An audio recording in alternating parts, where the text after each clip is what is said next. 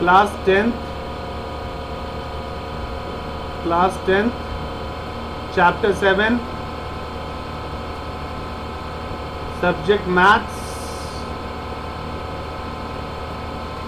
Basic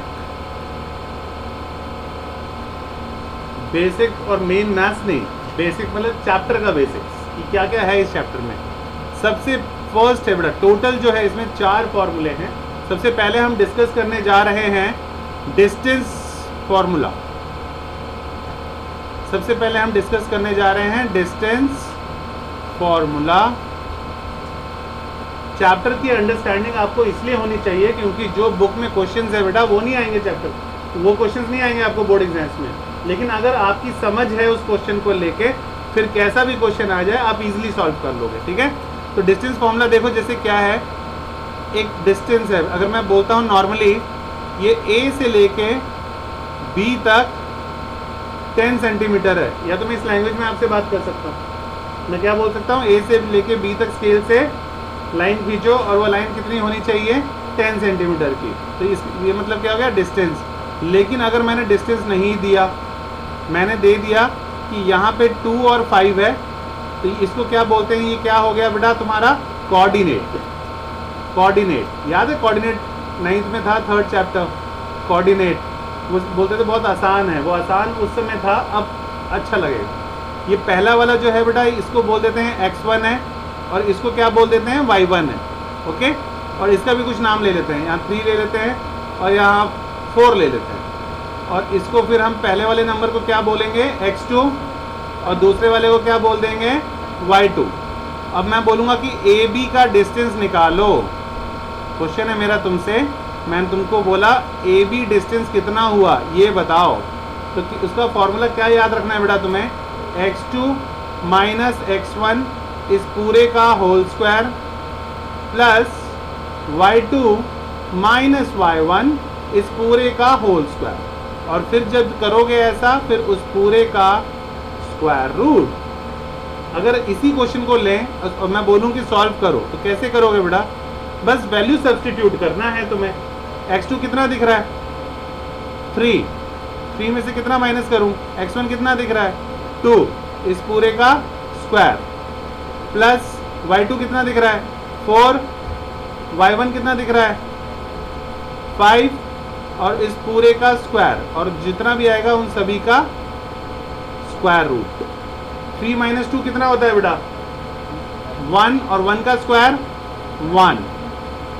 4 minus 5 कितना होता है -1, -1 का स्क्वायर 1, और इसका स्क्वायर रूट 1 + 1 तो पता ही है हमें कितना होता है √2 यूनिट। यूनिट क्यों लिख रहा हूँ बेटा, क्योंकि क्वेश्चन में ना ही मीटर है ना ही सेंटीमीटर है। सॉल्व हो गया। अगर तुम्हें ये बात समझ में आ गई है तो एक क्वेश्चन तुम खुद करो, देखें किसका प्लस माइनस अच्छा है। ओके, अब उसके बाद जो है तुमको दे देंगे, पहला पॉइंट है तुम्हारे पास 2 और -3, ये तुम्हारा x1 और y1 हो गया। ये खुद लिख लिया करो बेटा x1 y1। और दूसरा पॉइंट दे दिया मैंने -5 और 1। अब ये पॉइंट अगेन तुम्हारे पास C और D दे देता हूँ। अब तुम्हें x2 और y2 भी मिल गया है बेटा। अब तुम्हें CD डिस्टेंस निकालना है, सेम फॉर्मूला को यूज़ करते हुए। ट्राई करो, कम ऑन। चलो देखें बेटा, अब देखो x2 माइनस x1, अब मैं फॉर्मूला नहीं लिख रहा, ये रहा फॉर्मूला तुम्हारा x2 माइनस x1। x2 कितना है -5, इसमें से माइनस करना है x1। x1 कितना है 2 इस पूरे का होल स्क्वायर प्लस y2 कितना है बेटा 1, माइनस करना है y1 कितना है -3 इस पूरे का होल स्क्वायर और इस पूरे का स्क्वायर रूट। -5 -2 कितना होता है -7, -7 का स्क्वायर 49 हो गया बेटा। अब इतना ओरली करना आना चाहिए। माइनस माइनस क्या हो जाएगा +1 + 4, 1 + 3 4, 4 का स्क्वायर 16 और इस पूरे का स्क्वायर रूट 49 + 16 65 का स्क्वायर रूट। और अगर इसका कहीं कोई ऐसा नंबर हो जिसका स्क्वायर रूट निकल रहा हो तो ज़रूर निकाल दोगे। मान लो अगर गलती से इसकी जगह 20 आ जाता, स्क्वायर रूट ऑफ 20, या तो वैसे ही छोड़ दो, या फिर क्या कर सकते थे, 4 5 20 होता है, मन में सोचो, और 4 का तो हमें स्क्वायर रूट आता है, तो 2 बाहर निकल जाएगा और 5 अंदर रह जाएगा, तो उसका आंसर क्या बोल सकते थे, 2√5 भी बोल सकते थे, एक स्टेप आगे सोच के, राइट। अब ये क्वेश्चन तुम्हें डिस्टेंस सवाल ये पैदा होता है बेटा, ये डिस्टेंस फॉर्मूला आना क्यों ज़रूरी है तुम्हें। अब इससे कैसे रिलेटेड क्वेश्चन आता है बेटा, तुम्हें कुछ भी 4 पॉइंट दे देंगे तो प्रॉपर्टी याद होनी चाहिए। पहले मुझे बताओ ये क्या बनाया मैंने, स्क्वायर, ये क्या बनाया मैंने, रेक्टेंगल, ये क्या बनाया मैंने, रोम्बस, ये क्या बनाया मैंने, पैरेललोग्राम, ठीक है। अब तुम्हें ये फिगर दिया नहीं रहेगा, तुम्हें 4 पॉइंट दे दिया जाएगा बेटा।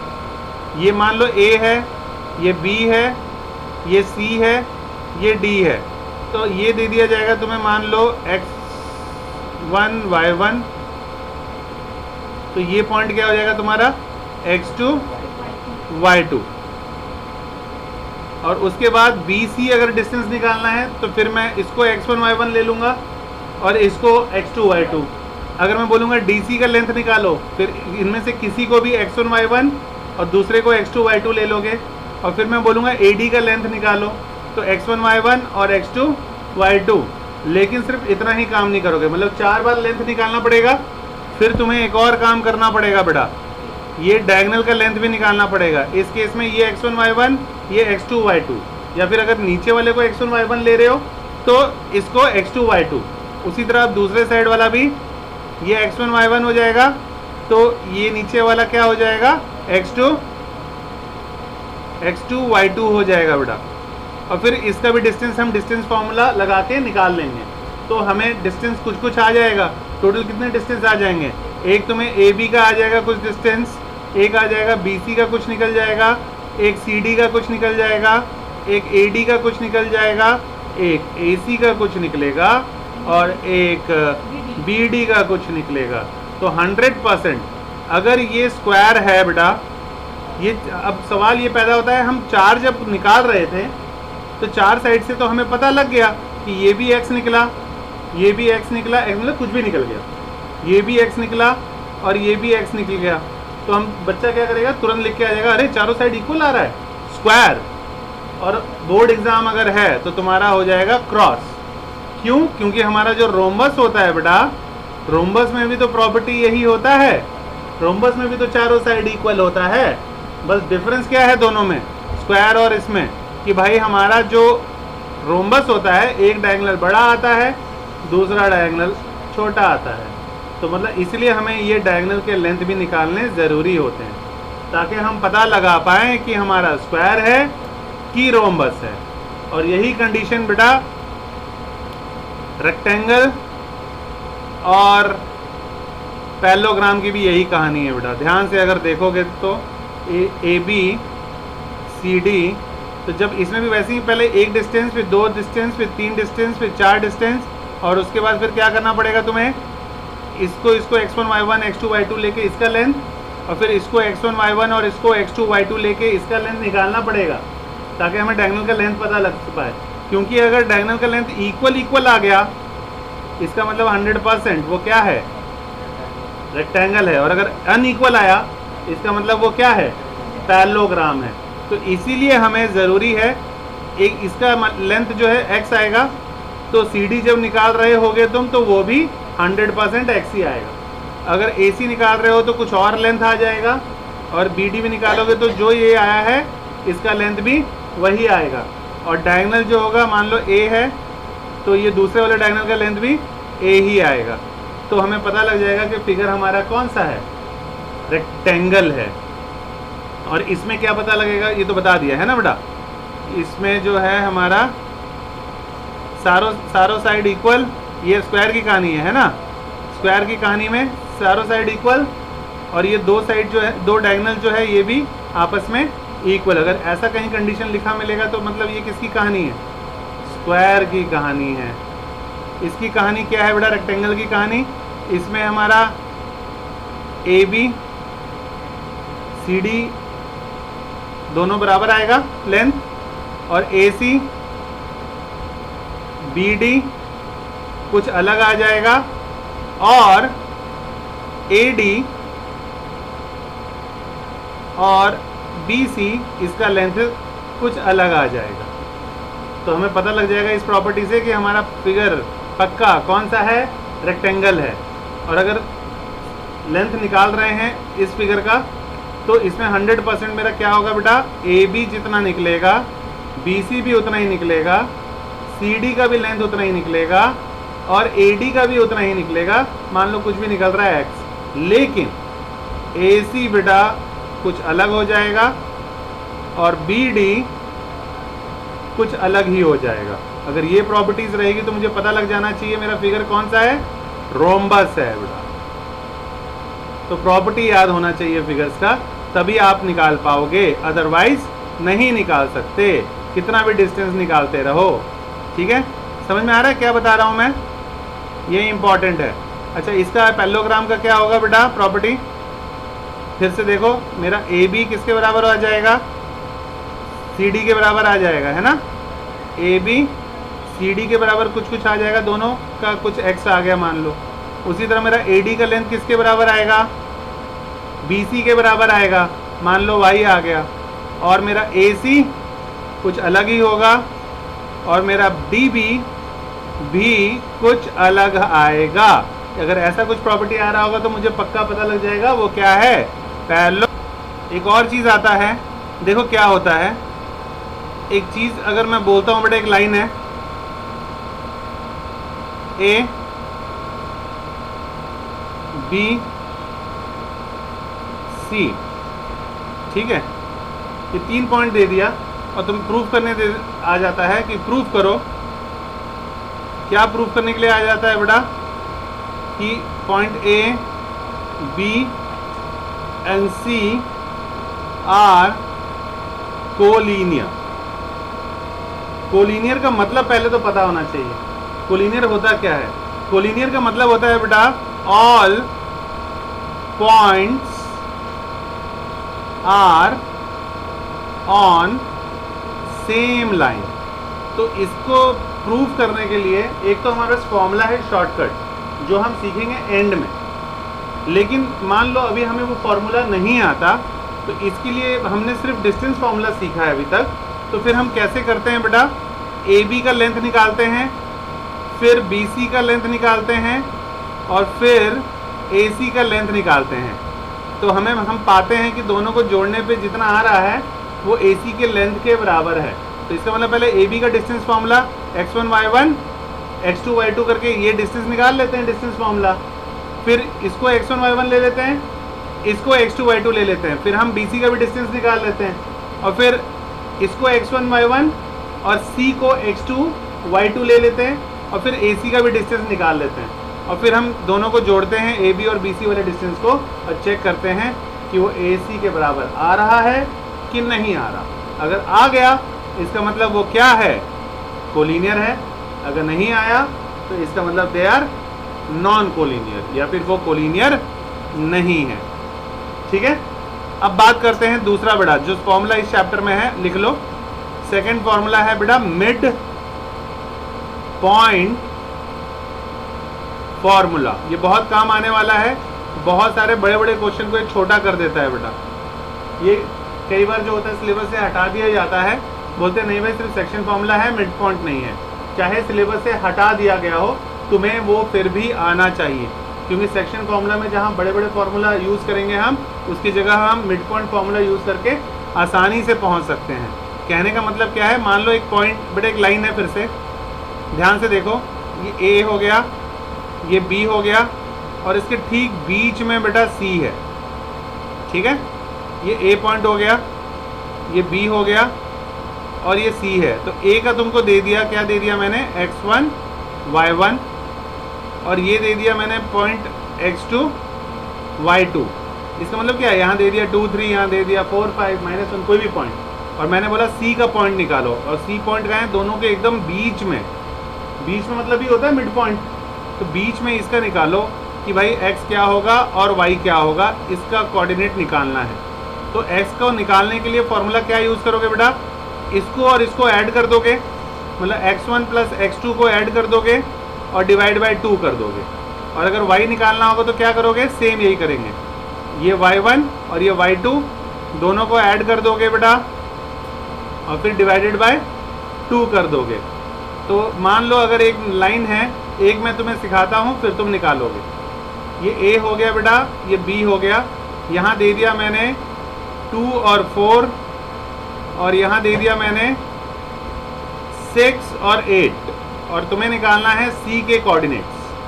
तो c का कोऑर्डिनेट क्या ले लोगे, x और y, मतलब तुम्हें x निकालना है और y निकालना है। तो अगर x निकालना है तो फॉर्मूला क्या बताया था मैंने, x1 y1, ये पहला पॉइंट का नाम ऊपर लिख लो ताकि कंफ्यूजन ना हो, x1 और y1 और यहाँ लास्ट में 6 के ऊपर क्या लिख दोगे बेटा, x2 और y2। फॉर्म x1 x2 नजर आ ही रहा है, क्या क्या है, x1 कितना दिख रहा है बेटा 2, x2 कितना दिख रहा है 6 और डिवाइड बाय 2, मतलब 2 प्लस 6 कितना हो जाएगा 8/2 लिखना पड़ेगा क्या, 8/2 मतलब 4। अब y निकालना होगा तो क्या करोगे बेटा, फिर से वही formula y1 plus y2, y1 कितना है 4, y2 कितना है 8 डिवाइड बाय 2, 8 प्लस 4 कितना होता है 12, 12/2 कितना हो गया 6 हो गया बेटा। इस तरह से निकालना है, समझ में आया। पर अब मैं फिर से वही कहूँगा, अब मैं इतना आसान देने वाला नहीं हूँ, अब मैं थोड़ा प्लस माइनस वाला दे दूंगा और तुम्हें मिड पॉइंट निकालना पड़ेगा, ठीक है। सेंटर में पॉइंट है वो तुम्हें निकालना है और तुम्हारा मैंने दे दिया यहाँ a और b पॉइंट दे दिया है, ये दे दिया -4 और 6, ये दो कोऑर्डिनेट दे दिया। पहला वाला तुम्हारा x1 हो गया, दूसरा वाला y1 और यहाँ दे दिया मैंने तुम्हारा 6 दे दिया और -2 दे दिया और इसमें तुम्हारा 6 जो है वो क्या हो गया बेटा x2 और -2 क्या हो गया y2। Try to find out the coordinate for c का x और y तुम्हें निकालना है, जल्दी से निकाल के बताओ, देखें कौन पहले निकालता है। जो निकाल लिया उसको आ गया समझ में बेटा। नेक्स्ट टॉपिक है, लिख लो सेक्शन फॉर्मूला।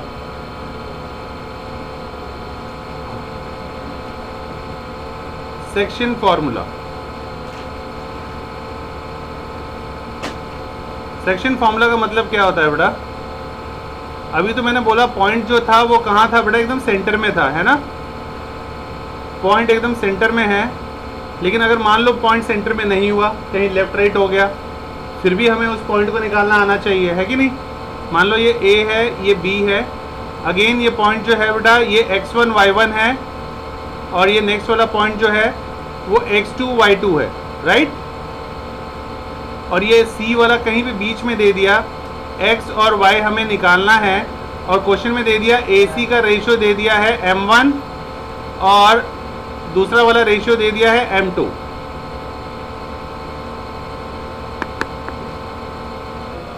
तो x निकालना है बेटा, तो x के लिए फॉर्मूला क्या लिखा हुआ है देखो ध्यान से,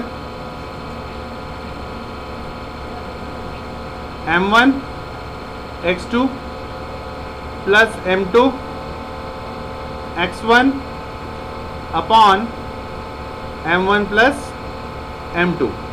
और अगर y कोऑर्डिनेट निकालना होगा फिर क्या करेंगे, तो कुछ नहीं है, बस जहाँ जहाँ x था वहाँ वहाँ y डाल दो। तो m1 y2 plus m2 y1 upon m1 plus m2। ये दो फॉर्मूले लिख के याद रखो बस, section formula.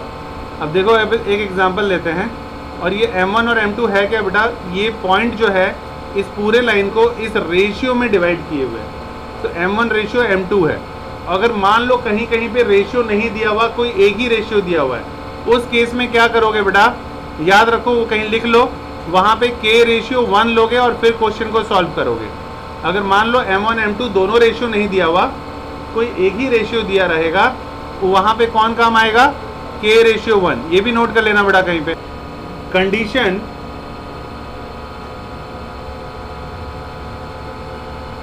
For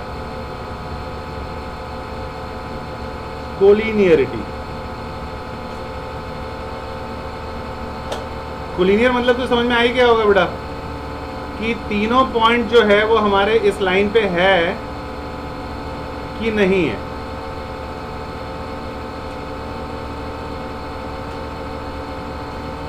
x1 y1 x2 y2 और x3 y3, ये सब आपस में कोलिनियर कब होंगे? अगर तुम x1, ये फॉर्मूला याद रखना बेटा, x1 ब्रैकेट में लिखो y2 minus y3 bracket close plus x2, अब 2 के बाद 3 गए ना, तो अब क्या जाएंगे, 3 के बाद 1 जाओगे, फिर x2 के बाद क्या आ जाएगा, x1 आ गया, x2 आ गया, अब क्या आएगा x3 और 2 3 3 1, तो अब 1 से कहाँ जाएंगे बेटा, 2 की तरफ जाएंगे। अगर इनको तुम रख के कैलकुलेट कर रहे हो, अगर आंसर तुम्हारा 0 आ रहा है तो तब इसका मतलब है कि तुम्हारे पॉइंट जो है वो क्या है, कोलिनियर है। अगर 0 नहीं आया इसका मतलब क्या है, नॉन कोलिनियर है।